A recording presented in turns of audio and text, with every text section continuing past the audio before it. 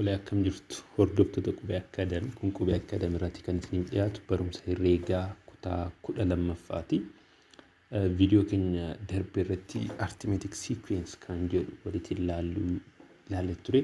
Viidiyoo kana irratti immoo kan nuti walitti ilaallu geometric sequence kan jedhu. Geometric sequence maalidha kan jedhu. Arithmetic sequence dha kan jennu termoonni walitti aananii gidduu isaanii jechuudha. Common difference wal qixa qabu yoo ta'e that is arithmetic sequence dhaan yookaan immoo fixed number yoo ta'e jechuudha. Geometric sequence jechuun maal jechuudha? Asirratti maal jedha? Activity 1.24 find the ratio between the consecutive terms of each of the following sequences. Ratio isaanii barbaadeedha. Termoota walitti aananii ratio isaanii barbaade.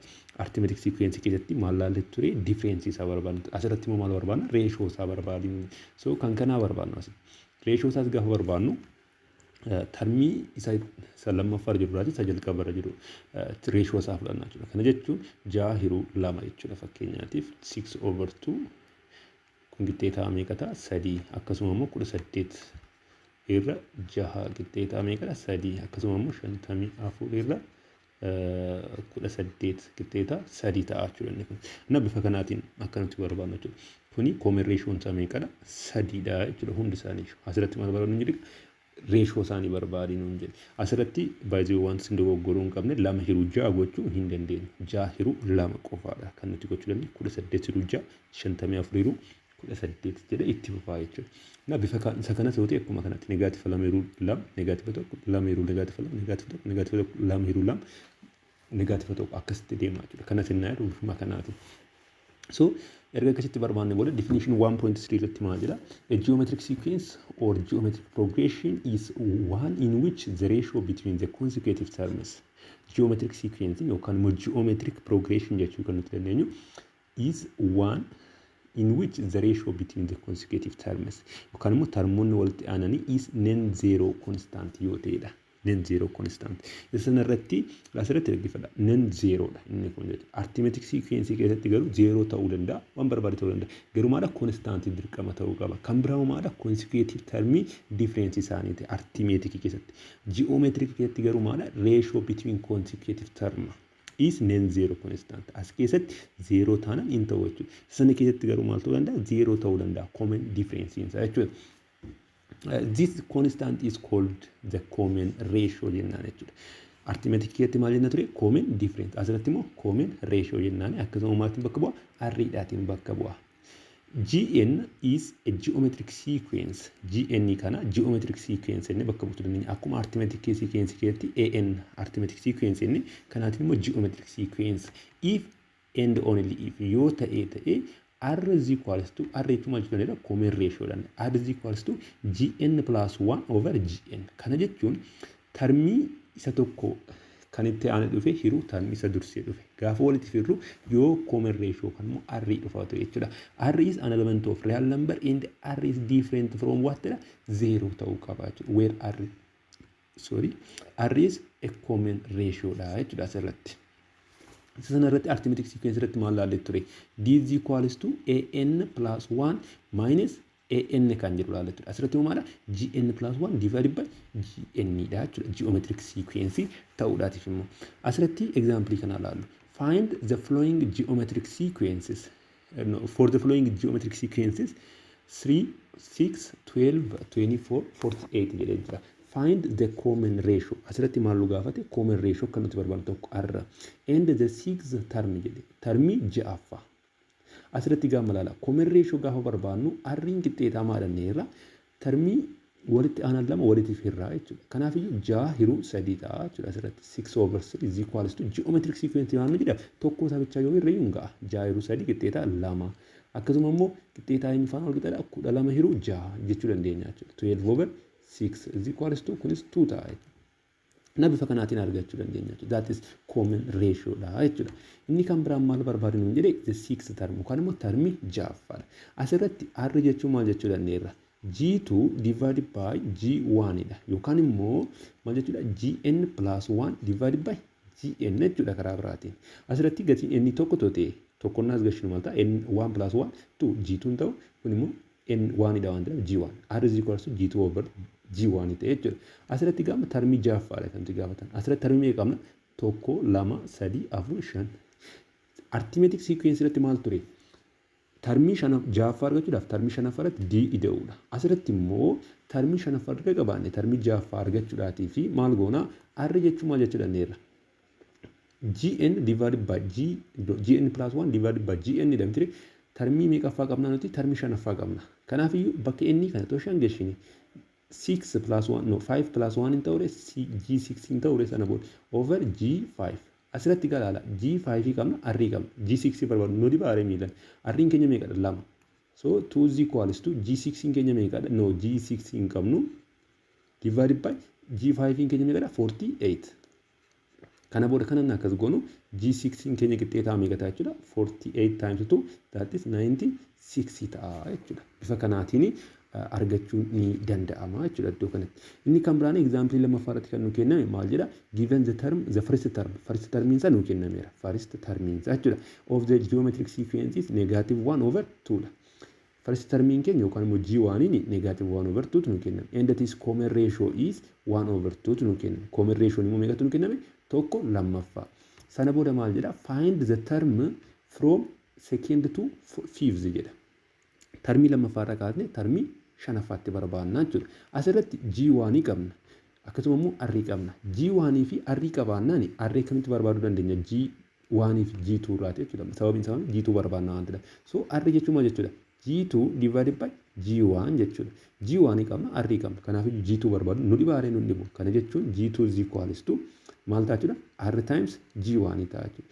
Akkasuma immoo g3 ni sigaa bifuma kanaatiin gaafa hojjennu r times g2 ta'a jechuudha. Akkasuma immoo g4 is gaafa barbaannu r times g3 ta'a. Akka kanaatti hojjechaa deemna jechuudha. g5 is bifuma kanaatiin barbaanna jechuudha.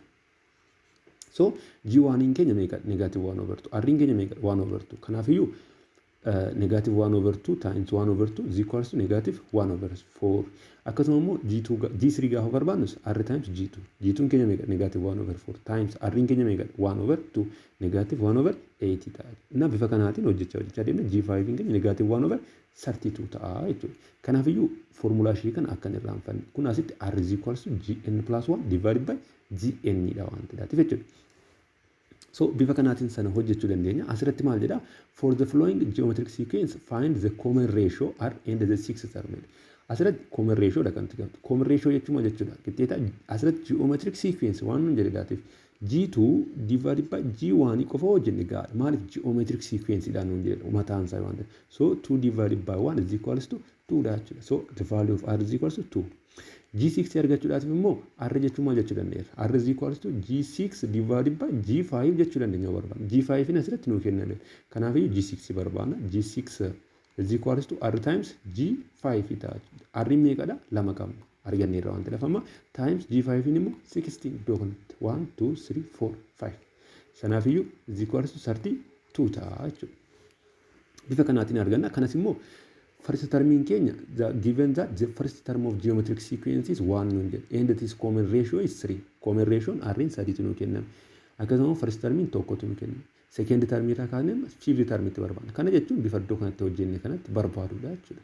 Kanaafiyyuu akkasuma mara waan badaa waan ulfaatu miti waan ta'eedhaaf tokko tokkoon hojjechuun nu barbaachisa natti hin fakkaatu.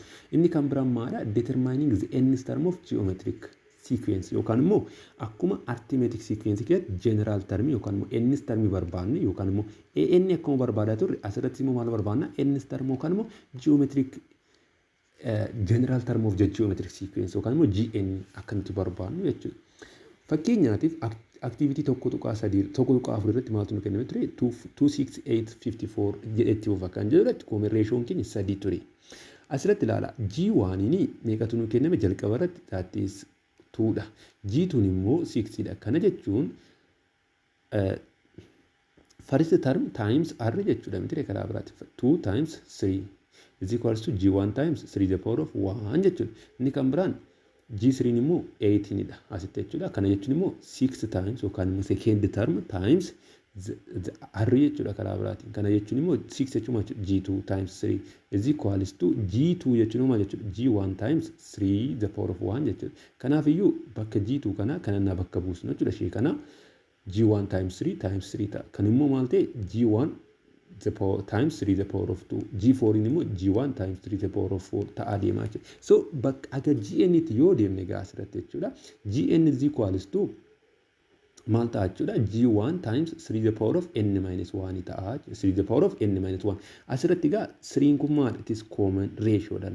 Common ratio kana gaa maaltiin bakka buusuu dandeenya arriidhaatiin bakka buusuu dandeenya jechuudha definition keenyatti gaafa deemnu. So general term of geometric sequence ni gaa gn is equals to akkamitti kennama jechuudha.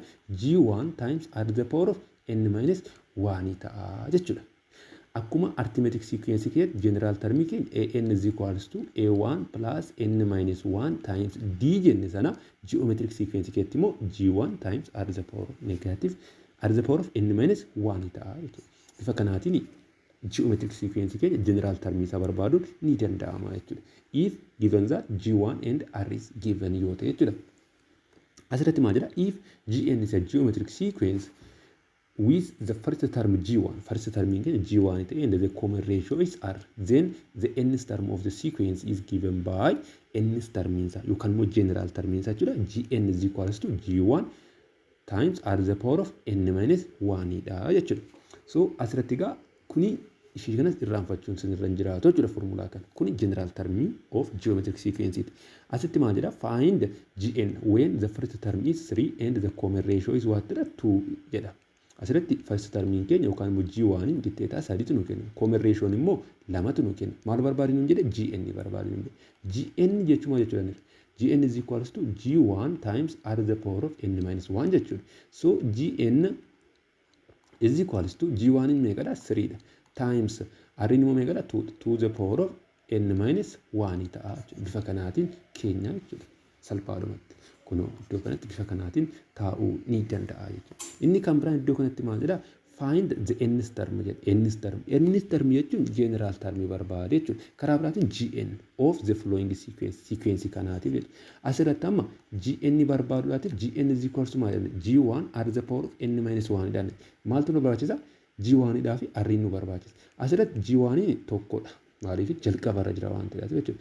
R immoo akkamitti barbaadnee G asirratti geometric sequence ta'uusaa check gochuu qabna jalqaba irratti kan. Kanaaf negative 2 over 1 is equals to 4 over negative 2 wajjin wal qixxaachuu qabna. Kanaaf negative meeqa meeqa lama lama. Kana jechuun G2 divided by G1 is equals to G3 divided by G2 wajjin wal qixxaachuu qaba. So R is equals to G2 meeqa negative 2 divided by G1 immoo tokko qixxeeta. G3 meeqa 4 divided by G2 immoo meeqa negative 2. Kun ilaala negative lama qixxeeta kunis meeqadha negative lama. Kanaaf R in keenya negative lama. So general term keenya gaafa barbaadnu Gn is equals to G1 meeqadha 1 1 times any number nothing. Kanaaf R in keenya meeqadha negative lama. Amma gaa irratti ilaala negative lama power n minus 1 bicha ta'u inni dogoggora kun. Iddoo kanatti maal gochuu qabna akka kanaatti hammattuu keessa kaa'uu qabna. Sababiin isaa maalifidha to the power of negative to the power of 2 dhaa fi kuni is different from negative to the power akka kanatti yoo ta'e garaagarummaa qaba waan ta'eef jechuudha. Kana akka kanatti yoo ilaaltani wayya inni kan biraan iddoo kanatti maal jedha find the sixth term termi jaffa barbaadinu of geometric sequence whose first term is what 1 and common ratio is 2. Asirratti first term keenya tokkotu nu kenna common ratio immoo lamatu nu kenna. Asirratti gaamma 6 term jechuun akka jalqabatti ilaalle toote r jechuun maal jechuudha G6 divided by G5. Asirratti r is equal G6 is equals to r times G5 in ture kan nuti ilaalle.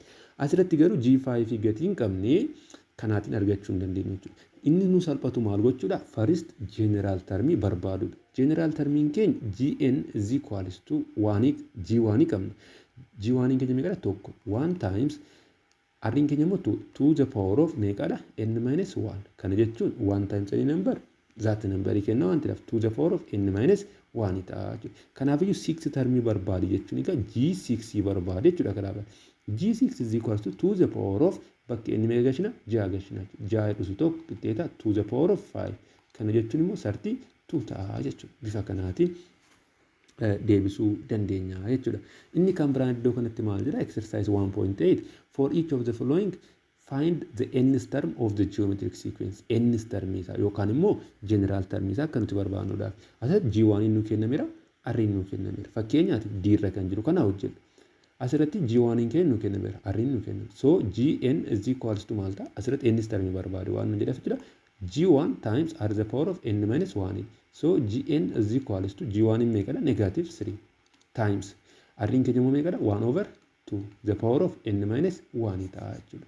Kana bifa kanaatiin erga barreessinee booda maal gochuu danda'a? Barsaan tokko tokko jechuudha. Akkasin jalaa gochuu danda'a. Gn is equals to isin jedha jechuudha.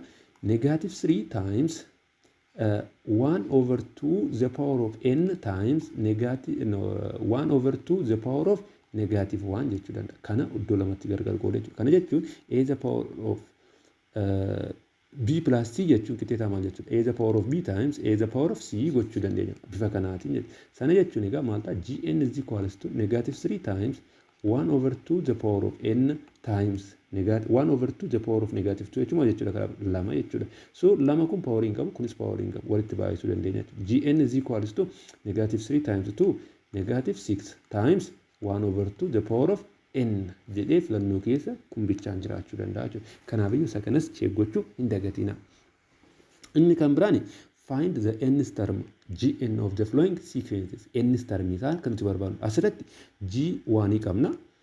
Sana booda arrii barbaada deemnaa jechuudha. Arriin na barbaadnu kun egaa asirratti jalqaba geometric sequence dha moo geometric sequence miti kan jedhu gargar baasuu qabna. Geometric sequence ta'uudhaatiif reeshoon kana lamaanii qixxeetaa reeshoo kana lamaanii qixxeetaa reeshoo kana lamaanii ta'uu qabaati. Kanaaf 6 hiruu 3 2 12 hiruu 6 2 24 hiruu 2 12 2 kanaafiyyuu reeshoon isaa lamadha jechuudha. So Gn barbaadu nu rakkisu jechuudha. G1 meeqadha? 3 times arriin keenya meeqadha? 2 to the power of n minus 1 ta'a. Kanas bifa kanaatti jijjiirtanii kaa'uu ni danda'ama jechuudha. So kana fakkaata. Inni kan biraan find the fifth term of the sequence whose first term is this one and the common ratio is negative 1 over 2 jedhe. Asirratti fifth term isaa barbaadna jechuudha. Yaa kanas hojjenneerra waan ta'eef iddoo kanatti irra deebinee hojjechuun badaagasuma mara gaarii ta'e natti mul'atu.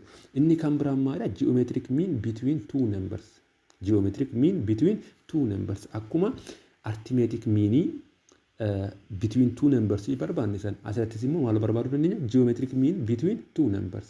When a, m and b are geometric sequence. Isaan kun geometric sequence yoo ta'an then m is called the geometric mean between a and b jennaadha. Kuni a, m, b yoo ta'e geometric sequence yoo ta'e jechuudha. M isheen gidduu jirtu kuni maal jedhamti? Geometric mean between a and b jedhama jechuudha. Asirratti egaa a is different from 0 ta'uu qaba, b is different from 0 ta'uu qaba, m is different from 0 ta'uu qaba. Sababiin isaa maaliifidha? Common ratio yeroo hojjennu m over a ta'a tokkicha. Sana booda immoo b over a ta'a. Kan biraa immoo asirraatiin fuuldura kan jiraatu. Yoo lakkoofsa wayii irra b ta'a waan ta'eef they must be what different from 0 ta'uun irra jiraata jechuudha. So asirratti egaa kun geometric sequence yoo ta'e maal ta'a jechuudha? m over a ni m over a is equals to maal ta'uu qaba?